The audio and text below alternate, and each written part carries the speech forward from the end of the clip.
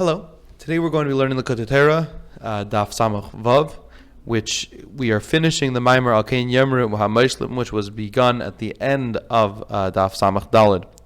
So the pasuk reads, Al Kein Yemru Muhammaishlim ba'u cheshbon.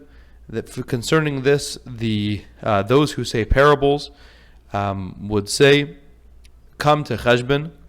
Tibana the סיחון and ir סיחון, and they may be built and established as a city of סיחון. And the next pasuk reads, Ki eish yatsa me cheshbon להבה מקרית סיחון, that a fire has gone out from cheshbon, a flame from Kiryat סיחון. Achla ar Moav, it has consumed our Moav, Bali Bames Arnain, the masters of the high places, the masters of the Bames of Arnain.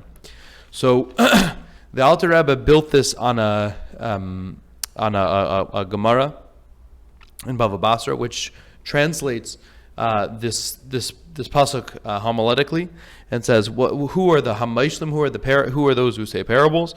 Elu hamaishlim b'yitzram, those who rule, their maishal, those who control their inclination. Ba'u cheshbon, and who are the people who? What does it mean when it says ba'u cheshbon, which literally is translated as come to cheshbon? This is ba'u vנחשוב חשבונו של עולם, those who consider and those who are aware of the calculations of the world. And the Alter Rebbe gave several translations or several interpretations of this that essentially boil down to that there's a divine plan for creation. There's a cheshbon for creation, which the cheshbon is a gilui of seviv that should be in mלמעלה, and the person who's meishal al yitzrei, the person who controls his desires, is the person who is tapping into the divine plan for creation. And so this was the Alter Rebbe's interpretation of the beginning of the pasuk. And what we're now going to do is we're going to continue our translation, our interpretation of the rest of this pasuk and the following pasuk as well. So the pasuk says, Tibana v'Sichon ir סיחון, that they say that may it be built and may it be established as a city of סיחון. So what is this city of סיחון? So the Alter Rebbe reads this as סיחון is a reference to tefillah, because tefillah is called sicha, right? Tefillah is often called conversation, as it says, that Yitzchak went out to literally to speak in the field, and Rashi explains that this means that he went out to daven. And we also find a Gemara that says Ein sicha el tefillah. So says the Alter Rebbe that the first thing we got to understand is, what are we referring to when we say that when we what type of prayer, what's the aspect of prayer that is being referenced when we call it sicha.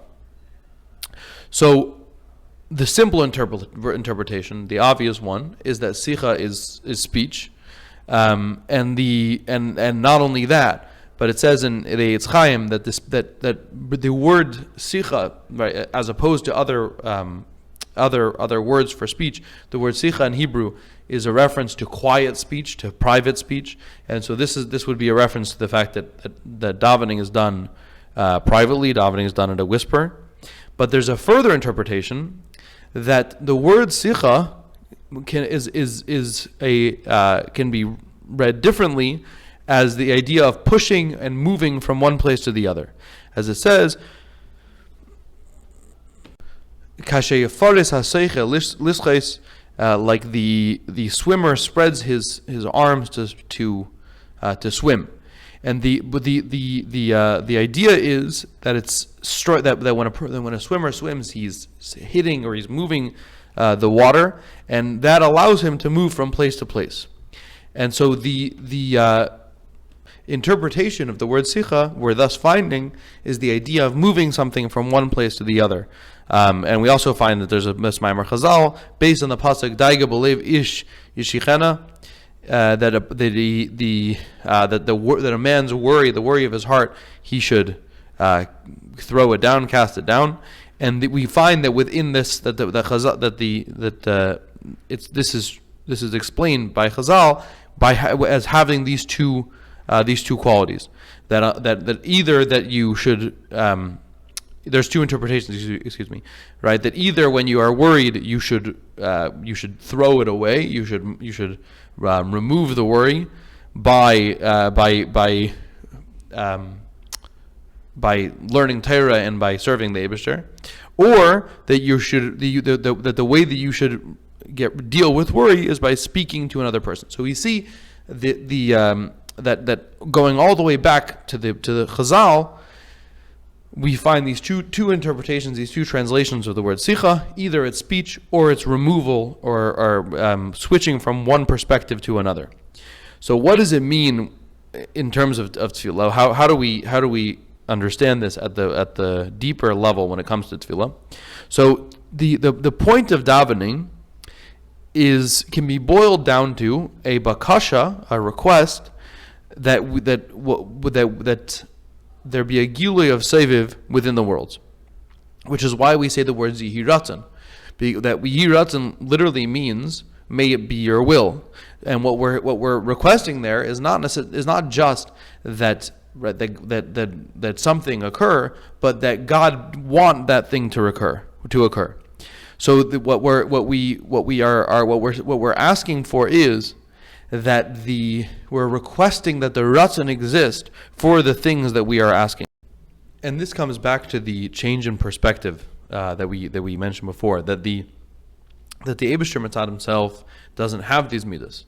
And so what we're asking is that the Eibishter choose to adopt these midas, choose to adopt these desires, and choose that there should be this le'ela that will be that we are trying to draw down through the davening that we do. And this is what we mean when we say the Yehi Ratzon. We're asking that God, so to speak, modify His perspective to allow that and to give space for that desire to exist. Now, we know that the formula for us to be able to draw down hamshachas alokos is through our own isrus l'sata. That a person has to daven to the Eibishter, but and within isrus l'sata we again have these two interpretations. We have the idea of isrus l'sata being the change of perspective, because the main idea of davening is that I cry out to Hashem and I cry out in pain. That I pour we know that the idea of davening is the idea of spilling out or pouring out one's soul to God and crying out in pain to Him, and presenting Him with the challenge of the fact that I am a physical being who is challenged by the physical world. And through this ba'u cheshbon that we spoke about before, which is through taking account, making a cheshbon of the fact that there's a very real bitterness that I should feel. There's a very real pain that I should feel. The fact that I'm engaged and involved in things that are not for the Eibishter, and through and that I'm devoted to and engaging deeply with Taivas Olam Haza. And through this, I then prostrate myself. I present myself. I try to reflect upon my own failures, and that the more I understand Elokus, the more frustrated and pained I feel by my own failures, and this causes me to literally move from my old perspective, meaning this reflection and this meditation causes me to completely change who I was before, and to completely move from being the person who is involved in Olam Haza to a person who doesn't want to be that, who doesn't want to do that anymore at all. And this is why, by being ba'u cheshbon, by making this cheshbon, by reflecting properly, I'm going to automatically be tibane v'sikainen סיחון. I'm going to automatically build a structure of tefillah that is meaningful. Now, given that the the appropriate way of davening is through the shvichas hanefesh, right? Is through changing from my own perspective. So then this building, the tibana v'tikanin of davening, is specifically comes out through the actual words of tefillah, the actual asiyas hadibra. And then there's another interpretation that we can bring, which is that the word סיחון is סיחון, which is the words of Torah, as we see in Tillim that the David Melech says, "Ma'ahavti Torasecha kol hayom ki sichasi." How much do I love your Torah? Because all day it is my speech. So we see this. We see that the Torah is called sicha as well. And this is a reference to the idea of the words of Torah, specifically the asiyas of Torah, that and their various combinations as they exist at the chumash level, as they exist at the mission level, and even as they exist at the halacha level. And so Sichon can also be the words of Torah. And once again, it's this interpretation of sicha as being moving, brooding from one place to the other. Now to explain that, or to expand on that, so we have this medrash that says, based on the pasuk of Taltalim, that his locks are curled. So it says the medrash that what is this a reference to? This is a reference to Rabbi Akiva. The Rabbi Akiva was deirish on every one of the thorns in each letter, every dot and every line of the Torah, and from that he came up with tilim shal halachas. He came up with literally strands of halachas, of an emerging web of halacha. So we find this idea that halacha is analogous to hair, and just like hair is philosophically something that comes from the brain, and is then is drawn from the brain to take the form of hair. It bursts out through the skull. So too the halachas have this quality of being a representation of the Eibishter's chachma, that naturally it's less machshava tfisa beklal, but through in interacting with halacha, what we end up having presented to us is the Eibishter's wisdom laid out and made clear. And so once again we find this idea of sicha as movement, right? Because it's taking the Torah from its source, which is inaccessible, and becoming accessible through the asiyas. And this is why David Melech says, "Ma'ahavti Torasecha kol hayom hi sichasi." He is saying that I see how the Torah becomes, through the process of sicha, it becomes accessible through the process of Torah moving out of its original state. It becomes successful. Now we are going to continue our reading of the pasuk in the parsha that says, "Ki eish yatsa me cheshbon," that a fire comes forth from cheshbon. And what is fire? So we know that fire is often referred to as rishpei eish shalhavas ka. So the idea which would translate as the glowing or flickering flame, which is the fire of God. So this shalhavas, right? The idea of this, particularly of this shalhavas, and the idea of the rishpei eish is a reference to a coal, right? When fire is called glowing, it is a coal, as Rashi explains that the pasuk says uviyadei ritzpa, and he explains that what the malach is holding in that pasuk is a coal. Now the idea of a coal is that fire has consumed wood and has made that wood into a coal. In other words, the force of fire has transformed an object from a material state of being to a piece of fire. Now, when it comes to fire, so we know there's this idea of the flame being a reference to the nefesh. Now, in fire, there are two parts to the fire. There is the blue flame and there's the white flame. So the blue flame is always the flame that is closest to the wick, and it's the what you're seeing when you see the blue flame is the process of the material becoming fire, right? Becoming a more refined version of matter. And in the process of the thing burning and becoming flame, it takes on this bluish color, and this is the idea of bittul, that the nefesh bahamis is burnt, so to speak, and in that process, the nefesh bahamis becomes this fire, it gets consumed and becomes the fire, and this is the idea of avos olam. That this is the love that is based on olam. It comes from olam, and it is us interacting with olam in a way that makes it batel to elokos. Now the white fire is avaraba, which is and the white fire is the fire that is the response, the fire that comes from on high. So avos olam is the one that is produced by us, and avaraba is the response that they from the Eibishter. So rishpei eish, which is this coal, is the idea that something that is not fire becomes fire, as we said, and this is metaphorically a reference to the neshama turning the nefesh elokis, turning the nefesh bahamis into something that is godly.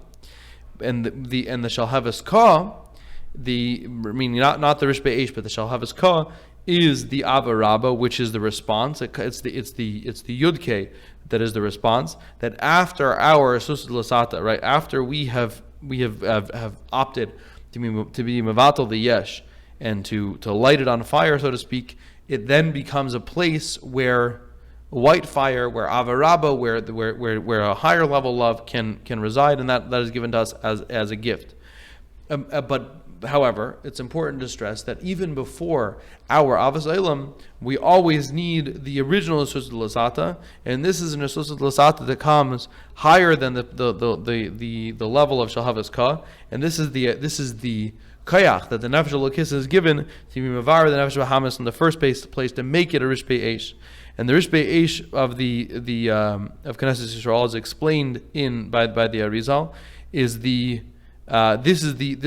comes from Shalhavas Ka, and this is the idea of the Eibush having built this into us, this ability to refine the world through avos olam. As we say that the Chava was called Isha because she came from Ish, and it's explained that both Ish and Isha, man and woman, are Ish, one with a Yud and one with a Hey, right? That the Eibishter has infused us both with his infused humanity, with this ability to refine, and this is the Asur Leila that gives us the ability to refine our nefesh bahamis, and that Asur Leila is built in through the practice of mitzvahs.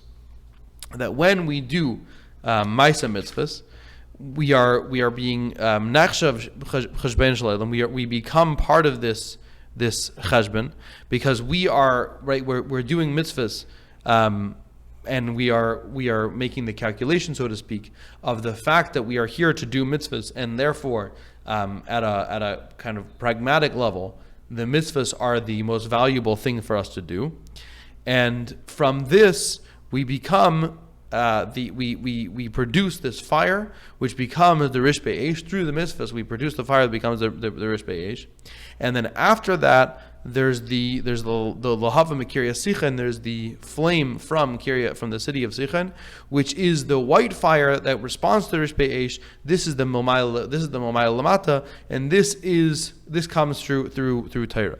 So the flame at the end of the pasuk is the response that comes that we receive, and that we receive that response when we learn Torah, as it says, "Umagid la'adam ma'sichei," which is the idea of drawing down the shem ma, which is the bittul that Torah accomplishes, that is the birur shenis, which is it's the birur that we cannot do through our own effort. So in other words, we refine as much as possible through our own effort, the nefesh bahamas, and we turn the nefesh bahamas into something which is actively engaged in revealing halakos. But still, there's a missing piece, and that missing piece is addressed through through the Eibishter turning the nefesh bahamas into something that is truly godly, which is the idea of avarab, and that only happens as a response. And this is the ability of Torah, that the Torah makes this connection, and right, because really there's two ideas of connection. There's the connection mlmata lamaila, which we explained happens through mitzvahs, and then there's the connection lamaila lamata, which is the connection that happens through Torah. Now the pasuk continues and says achla ar mayav, that it consumed ar mayav, and mayav is the chachma of klipa, because we know that there is correspondent quality within a lokus, within klipa as there is in a lokus, and as it says in Yirmiyah, chacham hema laharau lehetiv layadu, that evil has this quality of chachma, but it does not know how to use that chachma to do good. Or we find this also with the Khartoumei Mitzrayim, that the magicians of Egypt were there to represent and to speak up for chachma as it is in klipa. And the Mayav is the chachma of klipa. And in our lives, this is the aggressive thought and the aggressive level of confusion that we have, that comes with finances, that comes with business, that a person gives not only their physical strength to their business, but also their intellectual investment. And that the pasuk says Yegia kapecha ki seichel, that when you use your hands to work, you will eat.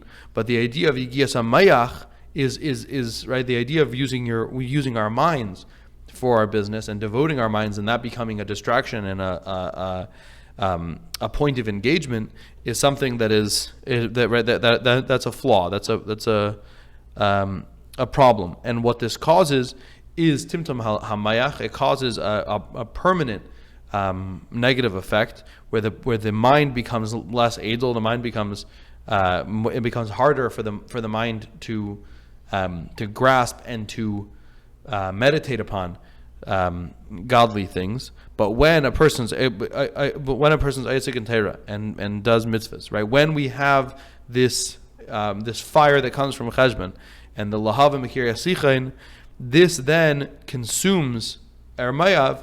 It consumes the intellectual distractions of the physical world, and makes the person and transforms the chachma of the nefesh bahamas into that of the nefesh of that of holiness, that of the nefesh halakis.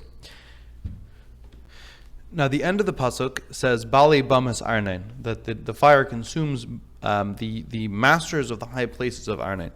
So in Torah, what we know about Arnain is that there are rivers that flow from this, and this is explained by at Alpi Kabbalah, that this is about Chachman and Bina, that the Arnain is Malashon Aran Habris, because the luchos are Chachma, and the luchos are from Chachma, and the Aran is Bina, and together it represents the processing of Chachma through the keli of Bina. And so this is the function of Arnain, is that it's supposed to be the Chachma of Kedusha, the bittul of Aran Seif, and it's being united with Bina to produce something yesh ma'ayin that remains united with God. Now, what does it mean when we say that there's bamas? What does it mean when we say that there's high places, bale bamas of Arnain?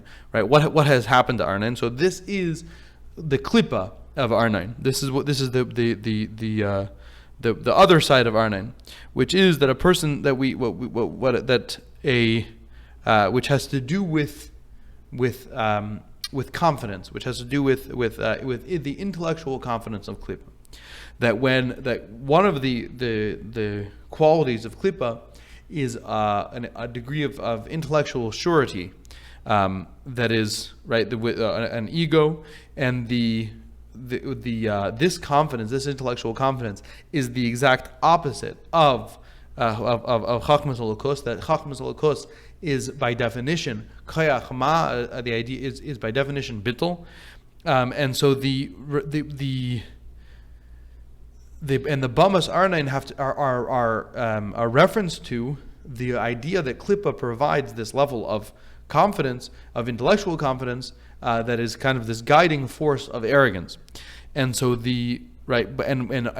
is the response? The response is the bittul, the intellectual bittul of Torah.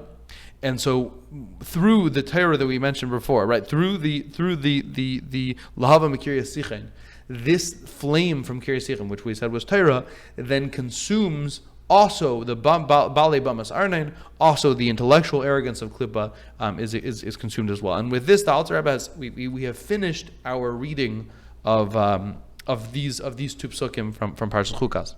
Now the final thing we now have a biur, which the biur is going to give a slightly different interpretation of a few of these words. It's not all of them, and we're going to begin the biur now.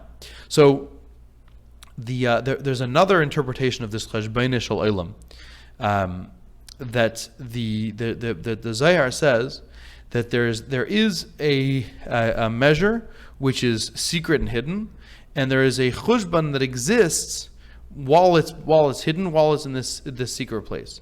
And what the way that we're going to interpret this is that this is a reference to the Kav Hamida, which cheshbon comes from Chachma, and cheshbon comes from Gevura, because the idea of cheshbon, the idea of being able to measure, is a reference to the fact that there's able to be measurement, meaning that it's a reference to the limitations and structure of Seder Shtalshalos, which decides how much of a Gilui Elokos there is going to be in each world, and how much each world is going to receive. Because we know that the Gilui Elokos, the Gilui Aron Seif, that it happens through Chachma, which Chachma is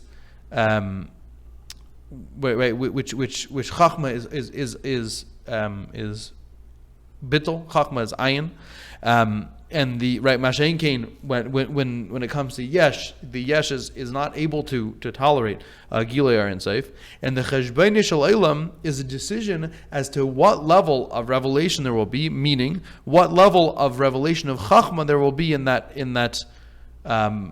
world, and in that level, and that part of the world.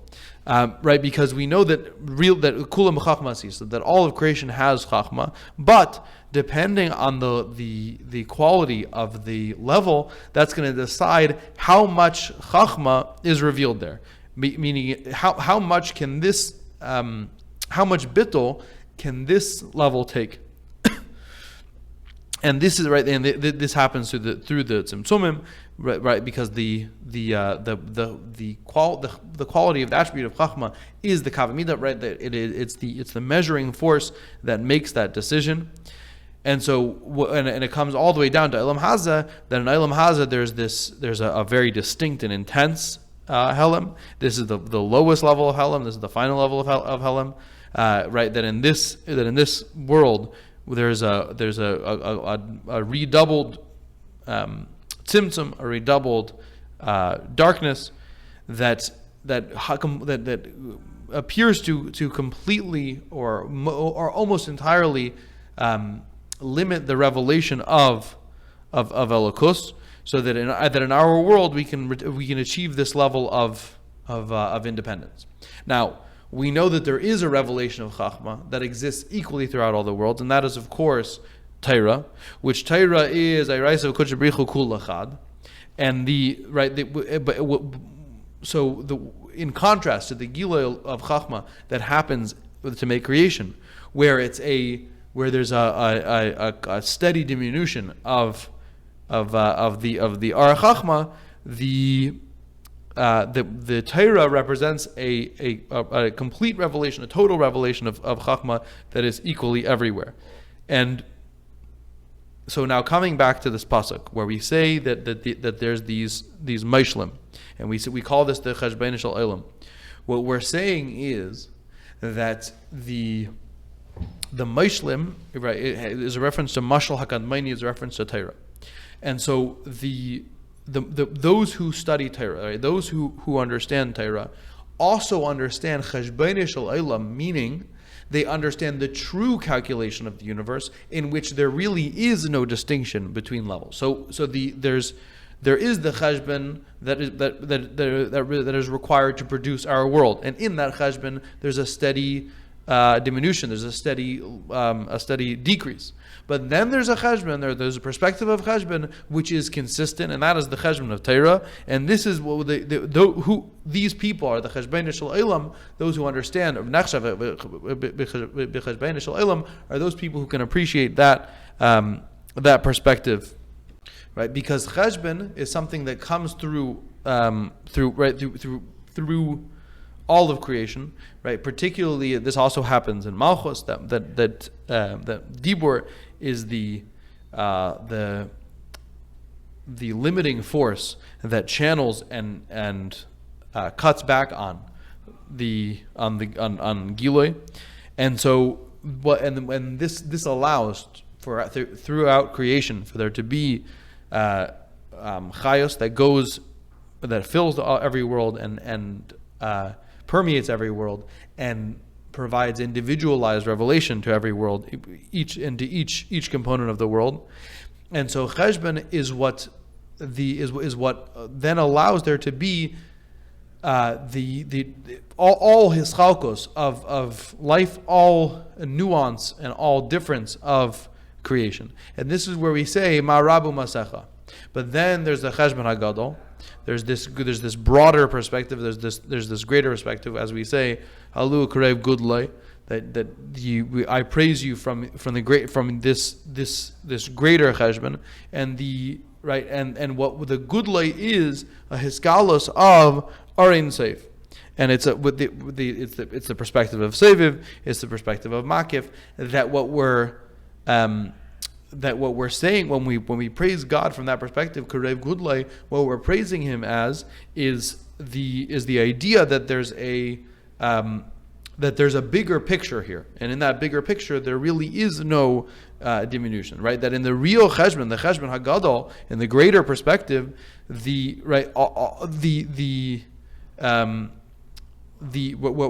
we're requesting is a giloi of that. And this perspective happens through mitzvahs. That the mitzvahs are that they bring down the shin ayin nahirin, which is a drawing down of this cheshbon hagadol, or revelation of this cheshbon hagadol to us.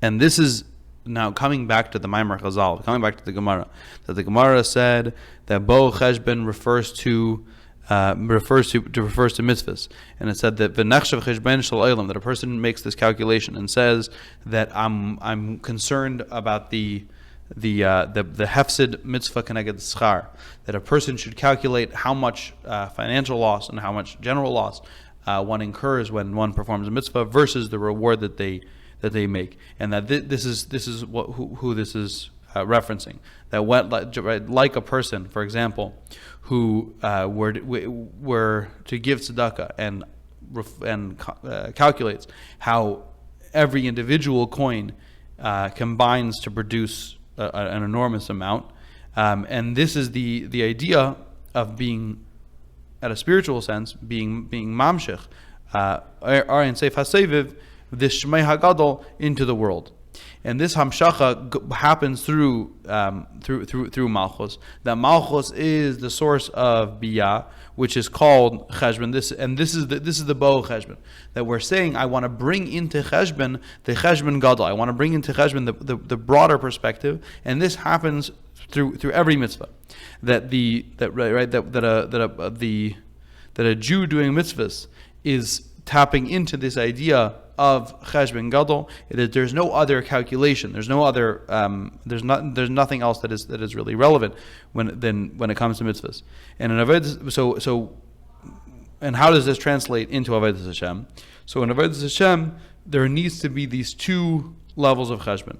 There's the level of cheshbon that happens from our perspective, which is that before we go to sleep every night, we reflect upon our day and we reflect upon all of our successes and failures, and we make a cheshbon from at the kind of the minutiae level of where I could do better.